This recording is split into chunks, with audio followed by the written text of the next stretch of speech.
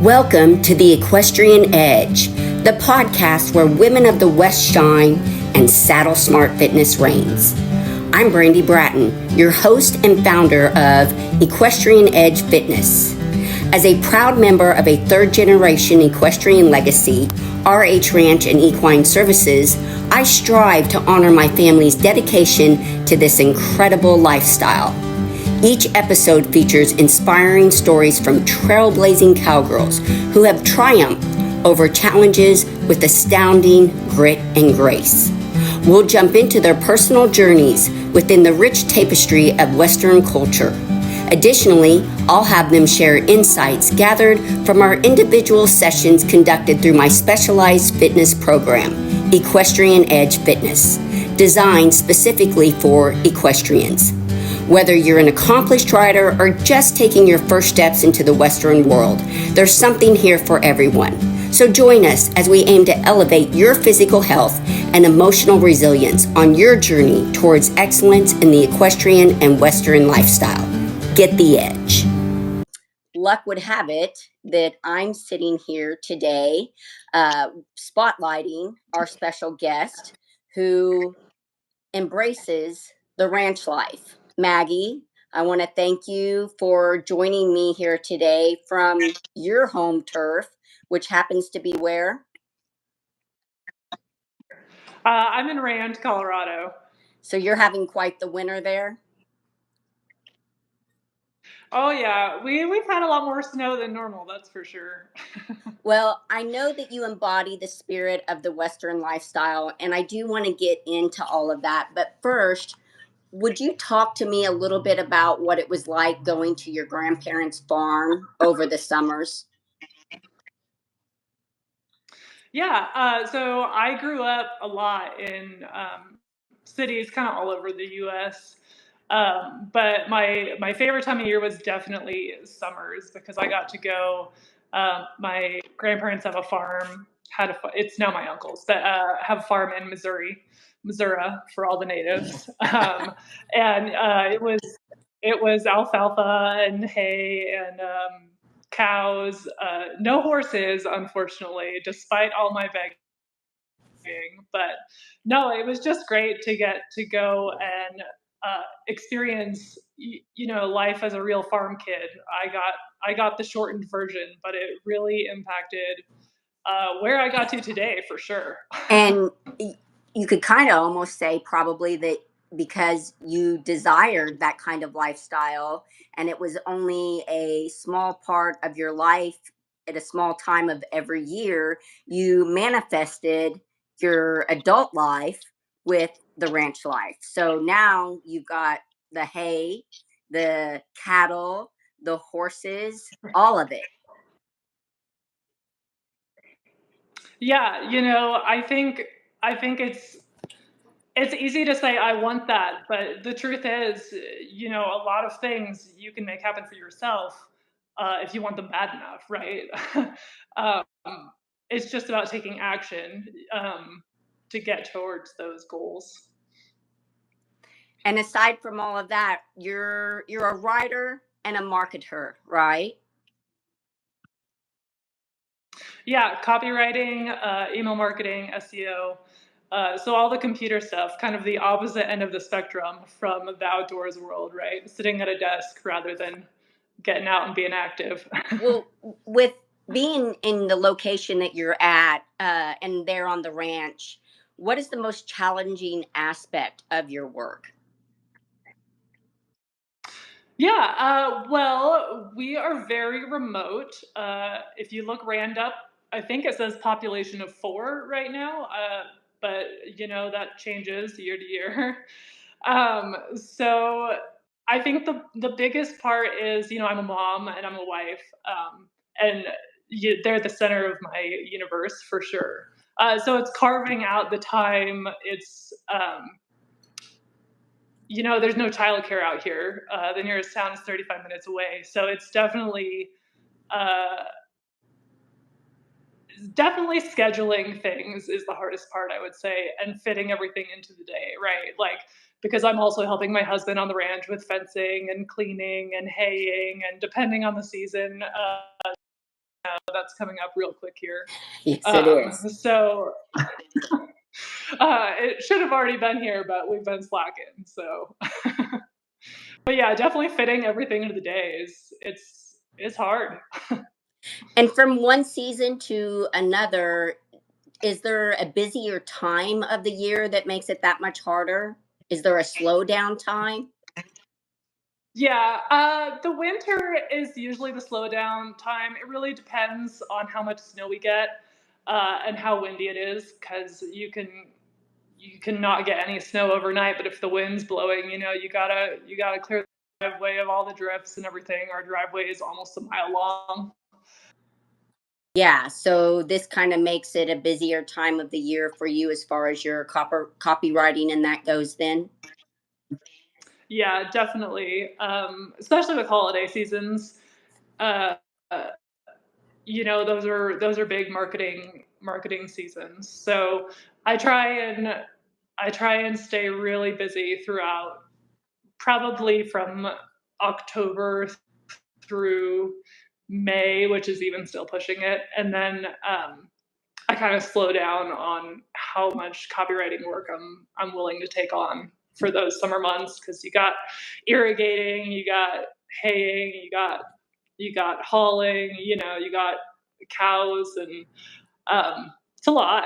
It's a lot, especially with a little. She'll be 2 by the time next summer rolls around. So Hurry and grow up so she can do more chores, right? I know. I have 2 different thoughts on that. It's like, oh my gosh, where did my little infant go? And then it's like, oh, I would really like to not have to get this gate, Yeah. right? Well, tell me a little bit about the guest ranching work that you've done at one time and how being a woman influenced your experience around that traditionally male dominated field. My start into the ranching world was in the guest industry. I got started on a dude ranch as just a wrangler, right? Just a hand, just taking orders. And it taught me a lot about um, it taught me a lot about how to have opinions even when they're not wanted by the people above you, right? Because there's always someone who's above you who completely disagrees, and but I think there's often a lot of pressure from up top in the guest ranch industry. A lot of those guest ranches are owned and managed by people who don't really understand animals, right? And that they have basic needs that need to be met. And a lot of it is financial decisions being made. And so, you know, I worked in the guest ranch industry for about 10 years, on and off, with the kind of other gigs going on, a lot of seasonal work.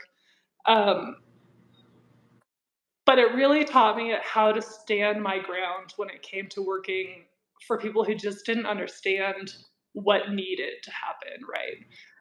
And it kind of put a bad taste in my mouth for working for people in general, which is what led me to start my own business, because I like to be the boss Right. and choose the projects I'm working on, for sure.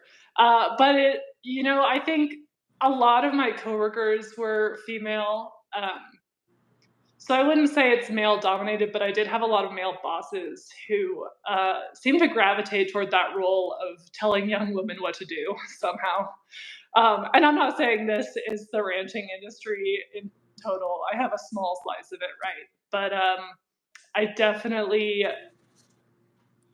I definitely learned how to stand my ground, and I definitely learned that I could do just about as much and make the same decisions as any man can. And it definitely gave me a lot of confidence in myself and led to me running a really large stable for a while there. But yeah, I'm glad to not be doing that Right. And anymore. didn't you say to me that there was a particular female during that time that you had met and had kind of inspired you and shown you a little bit about the kind of straightforwardness that you wanted to follow and go with? Yeah, absolutely. One of my first coworkers, who eventually wound up being my boss at a different stable because I kind of followed her. Um, she is a no nonsense, gonna tell you how it is person, and she really taught me that you you can confront people and it's okay, right? Like I definitely grew up uh, in kind of a community where I didn't believe that I had a voice, right? And I think a lot of women, especially growing up in certain areas, I think that's often pretty common. So working for her name is Jennifer. Working for Jennifer taught me so much about how to kind of stand my ground, and definitely it's the only reason I was able to move up in management when it came to managing stables and that kind of thing. Because you have to find the things that are important, and you have to make sure you are able to communicate that to the people who are in charge of you. Right, right. So Get to the point, right? Yeah, yeah. I have a lot of not everything is worth fighting over, but some things really are. And definitely when it comes to animals, there's a lot of things that are worth fighting over yeah, and and fighting. that approach to life with clarity, I have a lot of respect for that, and I think that there's a lot of value and meaning behind that. So Yeah, definitely. what is a common misconception about your profession that you would like to get across to everybody? There's a there's a right way to do marketing, and then there's some kind of maybe wishy-washy ways to do marketing. And I think a lot of people, I do a lot of email marketing, and I hear so often, oh my gosh, I hate getting all those emails in my inbox, right? And that's because marketing isn't being employed effectively in that situation, right? Because the goal isn't to sell your product to everyone, it's to sell your product to the person who needs it, right? And so I think it's really important that people know that you can market ethically and effectively to your audience. It's about finding the right audience and giving them the products or services you have uh, that'll help them, because if your products and services aren't helping someone, then why are you selling them? So I think just understanding that marketing doesn't have to be sleazy or pushy. It doesn't always have to be the used car salesman routine, right? We're not selling lemons. Um, but it's about ethically getting your products in front of the people who want them. And that's something that's really, a lot of people really don't understand, especially in small business, and especially when it comes to email marketing in particular. There's a lot of pushback on that, I think. Yeah, yeah. It's funny because you bring up, the word sleazy and car sales and that sort of thing. And my husband, he sold cars for 20 years, and he came across so many people that when he approached them on the lot, they automatically had this judgment about him. Mm-hmm. And interesting enough, he was just the kind of person that wanted to, like you, help the individual. The person's there with the Mm-hmm. need, or a desire and a Mm-hmm. want, and his need and desire was just to simply help them find the car that worked best for them. And although there were Yeah. a lot of methods that the dealership he worked for would quite often want him to follow, they weren't necessarily the methods that he did follow, but I do think that that had a big result in his success and what brought him so many repeat customers. And so I think, you, in your situation, you're helping people solve problems. Tell us a little bit more Mm-hmm. about the problem solving that you do. Yeah. I mean, it's about finding what's working and what isn't, right? Because you always need to pivot in your business in terms of this is selling, this isn't. What messaging are we using? Are we even reaching the right people? Specifically, like as a specific example with email, it's like, okay, are people even opening it, right? And then the problem is it's either landing in the wrong inbox, it's landing in promotions or spam, or it's a terrible subject line, right? Like, so then you start problem solving. Well, how do we fix this? How do we make sure we get from spam to inbox? Unlock your horse's full potential when you give your horse the nutritional boost it deserves with Excel supplements. Scientifically formulated ingredients support optimal health, enhance performance, and promotes recovery, ensuring your equine partner is always at its best. Get the edge. Yeah, I mean, it's just everything is taking data that you can see, right? There's numbers in front of you. And if you're not looking at your data from from your website, from your email, from your social media, if you're not looking at your data and deciding how to move from point A to point C, then you're really missing out on a lot of how you can fix your marketing. And I think that's a big gap I see in businesses is not problem solving from A to C using actual data. Nice. Yeah, I could see where I'm lacking in my own pursuit just by listening to you. So, um, so I'm sure with what you do, there are a great amount of accomplishments. Tell me a little bit about your most memorable or your proudest accomplishments so far. I always like seeing the results, right? That's the only reason for someone to hire a marketer is to get results. That being said, my own personal accomplishment was definitely when I switched from kind of doing this around a full-time job to doing it as a full-time job, right? Like, I think there's a lot of value in being able to stay home and parent my daughter myself, and still be able to meet the family revenue goals, right? Because we all have dreams and plans, and we all want to do what we want to do. So when I was able to completely replace my full-time income with my marketing income, that was a huge accomplishment and just really validated that I'm in the right spot, doing the right thing. And I love what I do, right? So that's like just the icing on the cake, because I feel like so many people are just stuck doing things they hate doing. Right.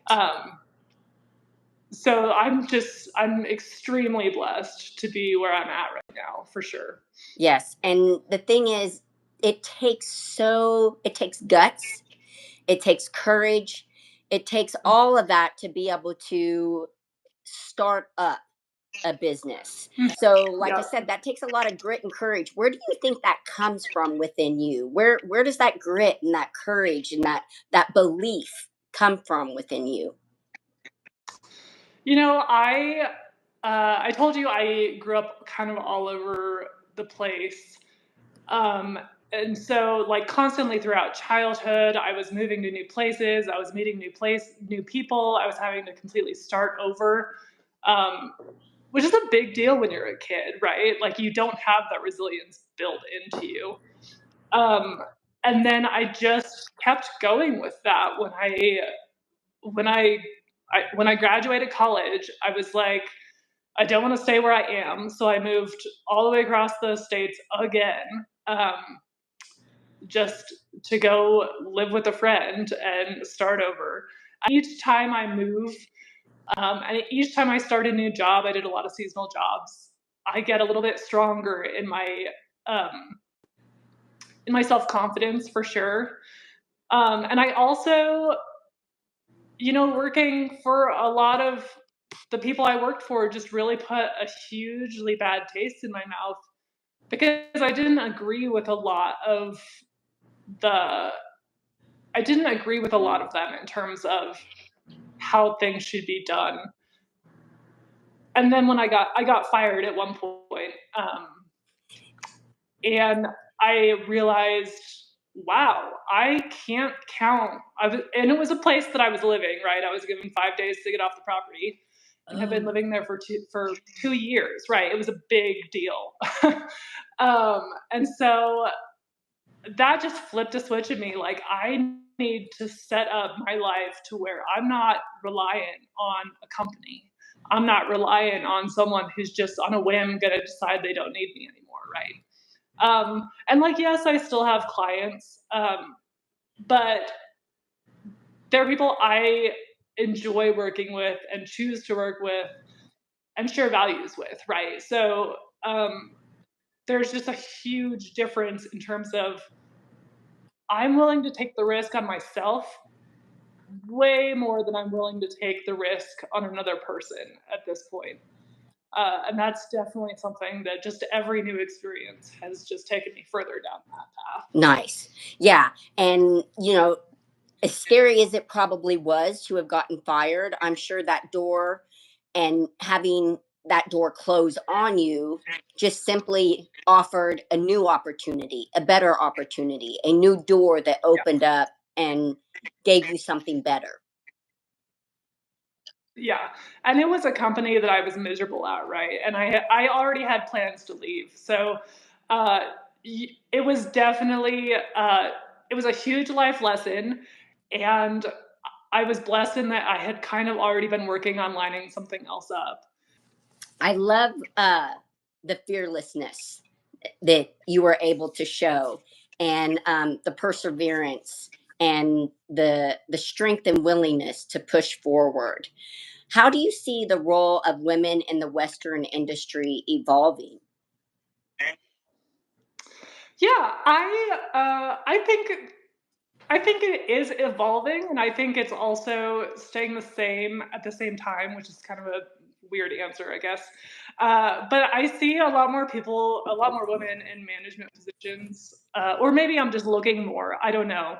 Um, when it comes to ranching, I think I've seen quite a few posts on my Facebook feed recently of, oh well, I'm the one who manages the ranch, and my husband does this, that, or the other thing, right?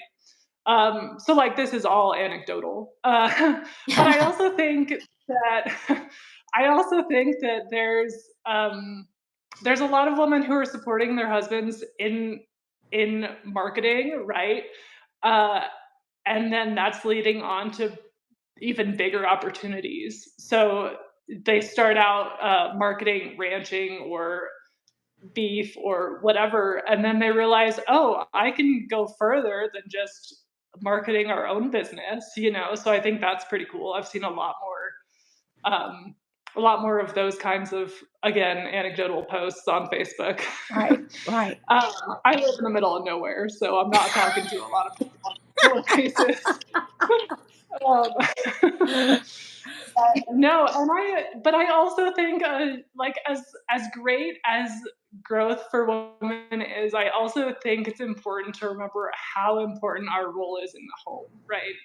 Even, like, you don't have to be bringing in a salary or a full-time salary or whatever. Like, I think something that we're all becoming aware of more recently is how important it is for us to be raising our kids right with good values, and just really teaching how the world works, how food is put on the table, how, I can't stress that enough.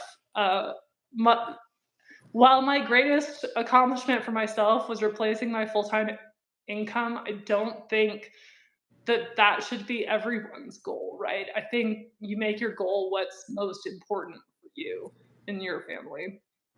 And my family is 100% why I do everything I do, right? So I think the foundation, we need to really think about what foundation we're building for ourselves and our families, and I think that's what makes our roles as important as they are. Yes. Yeah. I couldn't agree more. Absolutely. So, is there any advice for the young girls who might aspire to walk in your footsteps with the type of writing and marketing that you're doing? Any advice you might have for them? Yeah, think I definitely think y- like you need to find that resilience in yourself to bet on yourself, right? And I didn't that I read a book recently called Bet on Yourself, so that phrase is coming up a lot for me recently. Good, good. But it's a great phrase, right? And I think reading books, inspirational business books, is huge.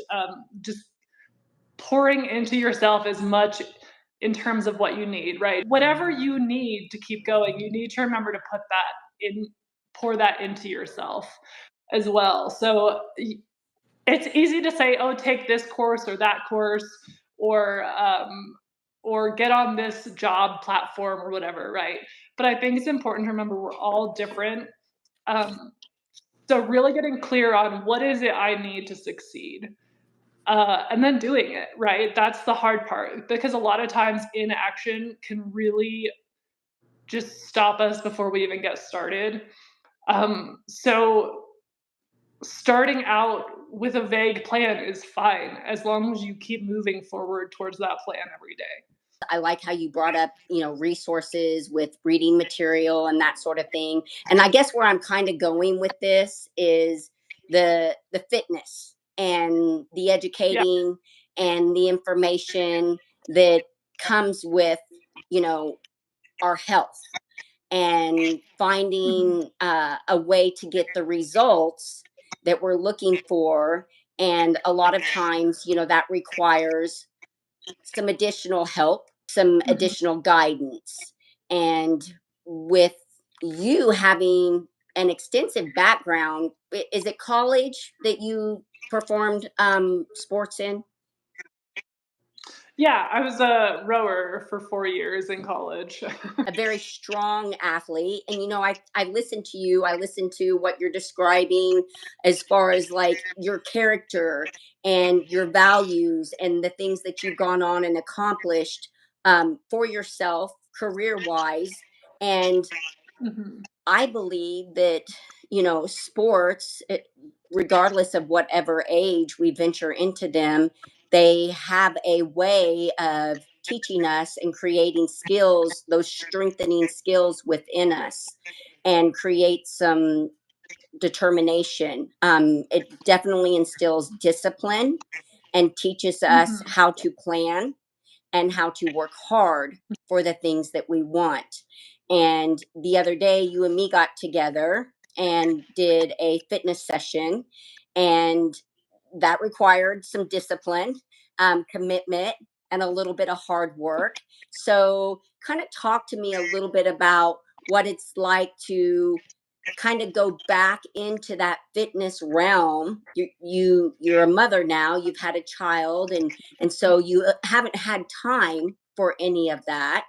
And so kind of explain a little bit or talk a little bit about what that was like, and have you missed having that in your life? Yeah, no, I definitely have. Let's see, it was like 12 years ago that I was last on the water. And I was very fit. So the other day when we did our workout, it was like, oh my gosh, I've lost everything, which is understandable after 12 years, right? Right. But no, it was really good to get moving again. I after ranching and that's a physical job anyway. It is. But for the last year and a half with my daughter, like anything I'm out doing, she's there with me. So the biggest workout I'm getting right now is carrying her around, right? So no, I loved your workout. I loved that it was simple and easy, but there were ways to make it harder for anyone who hasn't quite generated quite as much as I have from sitting at a desk and playing with my daughter for the last year and a half. um, but no, and we even talked about how making that the first part of your day can really give you that go-getter attitude, right, for the rest of the day, because you feel so good afterwards. Not only do you have the endorphins going, but you've taken the hard step of doing that thing that's sometimes hard to do, and hard to get motivated for, right? So no, I loved it. Good. Yeah. And we both agreed that we're those individuals that prefer to start our morning out with that kind of routine, where some people, they might prefer to have a workout in the afternoon, later in the day or whatever. But as far as what you and I were referring to, it sets your mind right. It sets you up for what's to Yeah. come, and you're just mentally prepared to take on the rest of the day.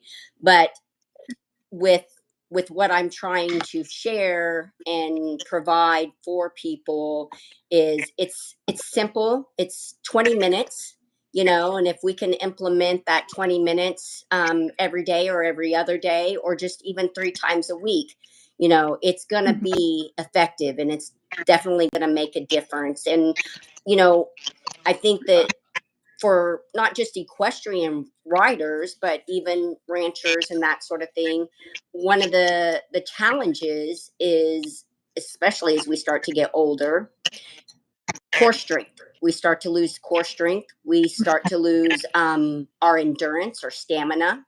And so much of that is required. We start to lose our overall balance, and then our posture, goes to the wayside.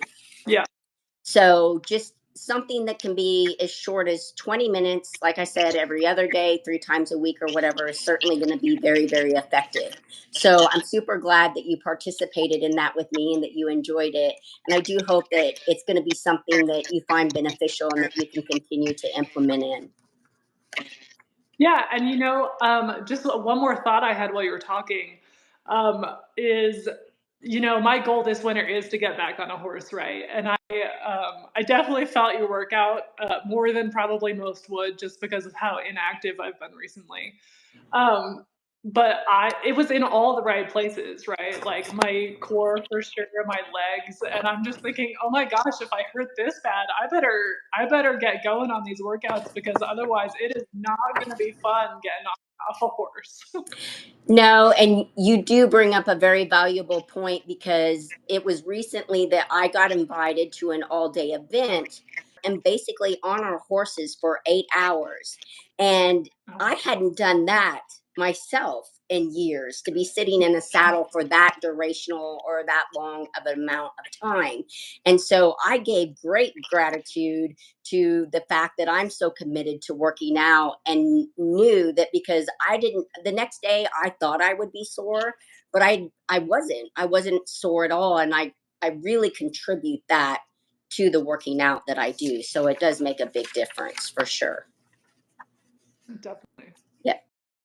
Here's a fun fact on how Maggie and I connected through Cowgirl Biz.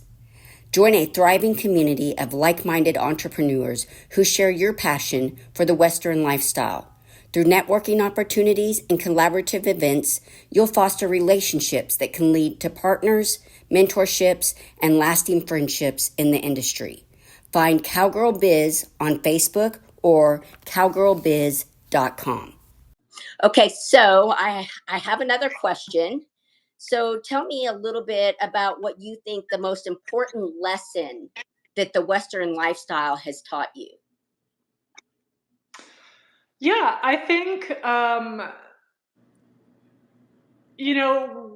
we're getting told a lot about how we should live our lives these days, and I think something that was kind of hammered into me throughout my whole younger education life was, you have to do what's best for you. And I think when those of us who live out on the ranch, we have animals, and we have land to care for, and